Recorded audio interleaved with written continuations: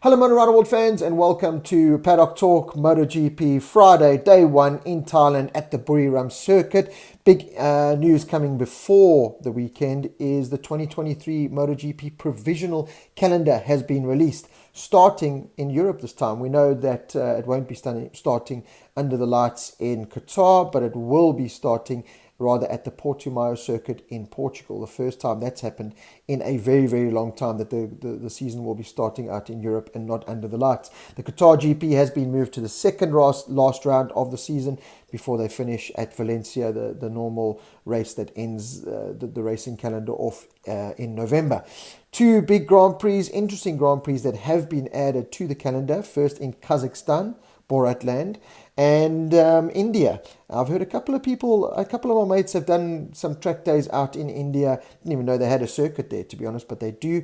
And like I said, a couple of my mates have said it's a beautiful place to go ride a motorcycle. So that's going to be very interesting to see. Kazakhstan, to me, is still a big question mark. I think they both are. We all know what happened with Kimi Ring Thailand. You know, that was on the calendar, then it was off the calendar, then it was on the calendar, then it was off the calendar. You know, I hope that doesn't happen with Kazakhstan or India, but I still have a question mark over Kazakhstan. You know, safety of spectators, teams, riders. To me, that's still a bit of a question mark. I know a couple of my mates have already kind of crossed it off of the calendar as one that they will not be flying to and going to see. So, you know, how will the rest of the world take that and perceive that? Will we be seeing any sort of support for that round and the India round? But nevertheless, very interesting to have them on the calendar. Hopefully we can see an Africa Grand Prix back on the calendar sooner rather than later. So fingers crossed we'll be seeing Kyalami make a return to the MotoGP calendar in the near future. As for the on-track stuff, in day one in Thailand, it was interesting because we were supposed to have this hurricane that came in and, you know, downpour and rain, but it actually turned out to be a really interesting day, a really nice dry day, although it still was very tricky conditions for all the riders, both on and off the track. A couple of notes that I made watching the FP1 and FP2 sessions is just how bumpy that track was. I mean, it was bumpy in 2019, we knew that, but it looked just ridiculously bumpy for those riders. I just saw bikes shaking their heads and wanting to throw the riders off more often than not. So it's certainly stability, getting your bike set up, stability is going to be a key factor. That's why the Ducatis kind of shone on day one. We saw so many Ducatis up inside the top 10, certainly at the top of the timesheets, but they looked like, you know, their bikes, once they hit those bumps, just were able to settle themselves a lot quicker than the likes of certainly like Brad Binder's KTM, Darren Binder's Yamaha machine, and some of the other bikes a little bit further back. So yeah, that I was amazed with how bumpy that track really has got. It's crazy. Another interesting note was Marc Marquez. He was up inside the top five, fourth overall after FP1 and FP2. Straight away, fastest, showing his pace in FP1 already. We know it's a track that he likes, that he goes well at. Two interesting points there from Mark. Again, just that one finger braking that he's able to do. Just brake, get that Honda stopped with one finger. It amazes me. It blows my mind, and it's made evident here at this track coming down that long straight and then that hard braking sector for, you know, the sharp right-hander, the double apex right-hander, and Mark's just got his one finger there getting the bike stopped, and it just amazes me how he's able to do that. And a second note from Marc Marquez, we didn't see him once try and wait for someone to get a tow, to get anything. It was very much as Marc Marquez, this confidence kind of Marc Marquez back saying, you know what, visor down, bum up, let's go out and ride my bike as fast as I can. So that was great to see, because I didn't enjoy that weak looking Marc Marquez having to go out and follow and tag people. It's just not who Marc Marquez is. So that was great to see. He made a note of that, and that was really cool to see that no longer needs a tow. He can go out and just put those fast lap times himself. So the confidence definitely coming back, and it's only been Aragon, which was pretty much a nightmare. Motegi, I think Mark got a lot of confidence from the Motegi round, and he's bringing it into the Buriram round. A big crash for Cal Crutchlow was another big talking point. He high-sided himself properly, wasn't able to do the media debrief. We did get sent a voice note from him though, and he does look like he's done a little bit of damage to his ankle. He's had x-rays. It's an ankle he's broken badly before, but he has his x-rays. No broken bones or any kind of major damage there, but certainly says he's feeling secondhand, and it's feeling very battered and bruised. It is swollen up, so let's see how Crutchlow fares for the rest of the weekend, because he actually did quite well. FP1, he did a phenomenal performance. He still finished 12th overall after FP1 and FP2 combined times, and that was down to his FP1 time. So a little bit of a knock there for Cal Crutchlow, unfortunately. Let's see if he's able to come back through the rest of the weekend. And then another big talking point is these damn effing yellow flags in FP sessions. FP2, it caught out a lot of riders once again, including our very own Brad Binder.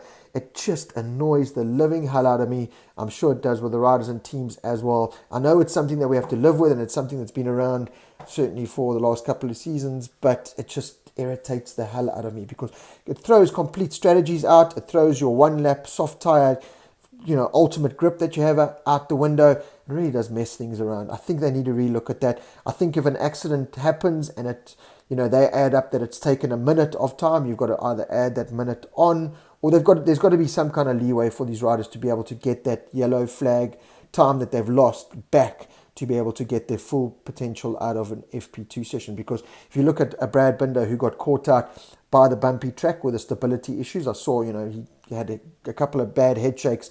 The one resulted in his pads being pushed back so much that he had to wait for the brakes to come back. Kind of lost 2 laps there. He admitted that in his debrief afterwards. And I saw it. They showed Brad while he was following Darren coming into that final turn. And he just had this massive head shake, no brakes, and yet you kind of pump the lever to try and get that back. And then he got caught out by the yellow flags as well. So, Crutchlow put it in the best way. I mean, we've all said it. The yellow flag rule doesn't necessarily happen in the race. So why does it happen in the practice sessions? It's just something. I understand why it's there and it's safety, but at the end of the day, it's a racetrack, and they're on the track to race and go as fast as they can. And they need to figure another way out, because it does start messing with your whole race weekend. You think, but how costly that could potentially be, with the rain coming now Saturday and Sunday, not in Q2, and it can just play so many ways. And I just don't like that yellow flag rule. I think they need to relook at it, because it's damn frustrating, and I'm sure the riders must be getting over it as well. But having a look at the overall results then, Zarco top of the pile. We've seen this so many times from Zarco. He's able to be fast straight out the bat on day one. He's so good, carries a little bit of into day two, but just can't make it work on Sunday. We need to see the Zarco backflip. He deserves a victory in MotoGP, but he's got to put it together. Only he can pull it together. Let's see what kind of Zarco is going to come out, if he can carry this momentum into what is going to be a wet Saturday and Sunday. It looks like in Buriram, although we were promised a wet Friday, that didn't happen, but it does look like it's going to be raining for Saturday and Sunday. I hope we do get a dry situation for Sunday, certainly, but it looks like it's going to be wet. So Zarco on top, can he convert that into Sunday and finally see a Zarco backflip standing on top step of the podium once again? Bagnaia recovered well after his Motegi, clapping at himself, giving himself a round of applause there for the silly mistake that he made, really. But it was kind of a little bit of justice for Quartararo, who got taken out in Aragon. So it did, it did kind of just play itself right there in many ways. But Pecco Bagnaia certainly bouncing back from that second fastest. We've got to see how he reacts if it does rain. With a championship on your mind, can't make any more mistakes. How do you go and attack the rain? The same can be said for Fabio Quartararo and Aleix Espargaro. While the likes of Jack Miller, Zarco, Martin, Brad, Marc Marquez, all the other guys are not thinking championship. They're just thinking race results. Bagnaia, Fabio, Aleix have got to think championship, and if the rain does come, that does throw a massive spanner in the works, certainly more for them. So well done, Bagnaia for second. I think that was a good recovery after the Motegi kind of shenanigans. Jorge Martin, we know the pace that he's got. Looks like he's finding a little bit of form, a little bit of feeling back in the bike. He was up there in third place ahead of Marc Marquez. Spoke about him there in fourth. Brilliant stuff from him. Fabio Quartararo, the mind games that were being played by Luca Marini and the VR46 team and Ducati, pitted right next to the Monster Energy MR team. It looks like they're just trying to get in his head, and why not? Why not try play these mind games? Fabio has proven in the past that he can sometimes be mentally weak, although a pat on the back to him, because certainly the kid that came into MotoGP in 2019 and showed itself in 2020, he sorted out in 2021 and 2022 so far, although today looked like Marini did get under his skin a little bit, and Ducati will look at that and go, well, this could be something. We need to look at this. Let's start sending Marini, Di Giannantonio's, Bastianini's guys out to just try and upset the apple cart there a little bit from Fabio, who did show a little bit of frustration today, although his pace was still good there up inside the top 5. Jack Miller in 6, he was one of the riders that got caught out a little bit towards the end in FP2, trying to make a pass on Nagashima into the final turn, ran wide and almost got himself severed by a Marc Marquez coming through. That was such a cool slow-mo shot though. Interesting to see how the track's just breaking up. Out of that final turn, that curb is literally, the riders are literally tearing the track apart. So apart from the bumpy track, the track, the slow-mo shots of the track, the curb literally tearing themselves up and throwing pieces all over the track, and that's a little bit concerning for me, but didn't seem to upset the riders too much. Miller in 6th, Luca Marini after his mind games there with Quattararo in 7th, Miguel Oliveira, the best of the KTMs, in 8th. Oliveira's shown some really good form lately and seems to have found something, as is KTM. We've seen it with the results for Brad, but certainly getting their mojo back a little bit in the second part of the season. He was ahead of Alex Rins in 9th and Franco Morbidelli in 10th. I think that's the first time Morbidelli could effectively find himself in Q2. If it does rain on Saturday, which looks like it is, Morbidelli could find himself in Q2, and that could be the first time this season, I think. If I'm wrong, mention it down in the comments for me, but I think that's the first time we could see Franco Morbidelli in a Q2 session. So hopefully he's starting to find a little bit of form and momentum as well. Bastianini, the first of the biggest losers there, in 11th. Outside, if it does rain, he'll find himself in that Q1 session. I don't think it's going to be a bad thing, though. I think if it is going to rain Saturday and Sunday, that extra bit of rain track time will certainly come into play. We've seen it a couple of times there where you go into Q1, it is raining, and you go into Q1 and it's raining, and you go into Q2, you've just got that extra added track time, that extra experience in the wet conditions to take it into Q2, and normally those guys find themselves at the sharp end of the field. So Bastianini, I think, will be looking at that, but won't be too upset knowing that it's going to be raining and that extra bit of track time could help him. Crutchlow in 12th, I spoke about him. Let's see how his injury pans out. Alacia Spargo, another one of the big hitters that finds himself outside of that Q2 in Q1 at the moment in 13th, but again, that extra little bit of track time could come in the wet, could help him. Aprilia very much coming to the racetrack for the first time with this new weapon of theirs. They haven't had the best results in years gone by, and they could be one of the teams struggling with those with the bumpy track and the stability, although the Aprilia has certainly been one of the most stable bikes from what I've seen